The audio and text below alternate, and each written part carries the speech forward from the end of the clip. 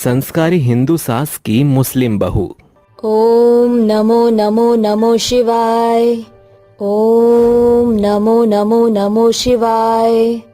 ओम नमो नमो नमो शिवाय। शोभा शांतिपूर्वक अपनी पूजा पाठ करती है, जिसके बाद वो घर पर पवित्र गंगा जल की बूंदें छिड़क कर घर को पवित्र करती है और रसोई में जाकर सभी के लिए नाश्ता बनाना शुरू करती है। हे ईश्वर, इस घर की सुख शांति हमेशा इसी प्रकार बनाते रहिएगा। शोभा रसोई में भी ईश्वर को याद करते हुए अपने हाथ जोड़कर खड़ी होती है। तभी वहां पर महेश आता है। ओहो शोभा, अभी भी पूजा में मलिन हो? जल्दी से नाश्ता बना लो, वरना मुझे और मेरे बेटे को बिना नाश्ते के ही ऑफिस जाना पड़ जाएगा। ईश्वर तो हर जगह है, बस उनसे बात करना आना चाहिए। अरे भाग्यवान, जल्दी नाश्ता तैयार कर लो। ऐसा कहकर वो तैयार होने चला जाता है, जिसके बाद शोभा नाश्ता बनाना शुरू कर देती है। कुछ देर बाद महेश अपने बेटे विवेक के साथ नाश्ते की टेबल पर बैठा नाश्ता करने लगता है। वैसे शोभा, मैं सोच रहा था कि आजकल तुम घर के काम करती हो तो बहुत थक जाती हो, और फिर तुम्हारी उम्र भी हो रही है। महेश के इस तरह बात करने पर शोभा समझ जाती है। हाँ हाँ, बिल्कुल सही कहा आपने। दरअसल उम्र के साथ साथ मुझ में कमजोरी भी आती जा रही है। अब इस उम्र में मुझे भी तो कोई चाहिए जो मेरी सेवा कर सके। अगर विवेक शादी कर ले तो इस घर में एक संस्कारी समझदार बहू ले आऊं मैं, जो पूजा पाठ में अपना ध्यान लगाती होगी। माँ, आप मेरी शादी इतनी जल्दी क्यों करवाना चाहती हो? अभी मेरी उम्र ही क्या है? देख बेटा, कई समय से मैं तेरी मनमानी सुन रही हूँ, लेकिन अब और नहीं, क्योंकि तुझे अब शादी करनी ही होगी। मुझे इस घर में कोई चाहिए जो मेरे बाद इस घर को अच्छे से संभाल सके। विवेक अपनी माँ की बातों को सुनकर अनसुना कर देता है और अधूरा नाश्ता करके वहां से ऑफिस के लिए निकल जाता है। जिसके बाद महेश शोभा से कहता है, ओह भाग्यवान, ये तुमने क्या किया? थोड़ा कम बोलती, एकदम तुमने उसको ऐसा बोल दिया। देखा ना, अब मेरा बेटा नाराज होकर चला गया। जाने दो जी उसे, अब उसे समझना होगा। मैंने आज ही शाम को पंडित जी को घर पर बुलाया है। वो हमारे बेटे के लिए अच्छी अच्छी लड़कियों के रिश्ते लेकर आएंगे, जो बहुत संस्कारी और सुशील होंगी। शोभा ऐसा कहने के बाद खाने की टेबल से उठकर चली जाती है। वहीं महेश भी अपने ऑफिस के लिए निकल जाता है।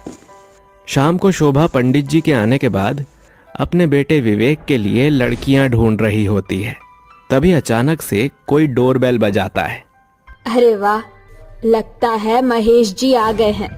चलो अच्छी बात है, अब वो मेरे साथ मिलकर लड़की ढूंढने में मेरी मदद करेंगे।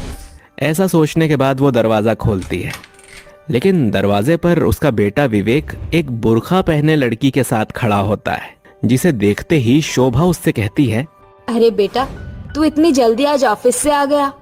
वैसे ये लड़की कौन है जो तेरे साथ है? माँ, ये लड़की आज से आपकी बहू है। अपनी बहू का स्वागत नहीं करोगी माँ? ये क्या बदतमीजी है विवेक? तू इस लड़की से शादी करके इसे इस घर में कैसे लेकर आ सकता है?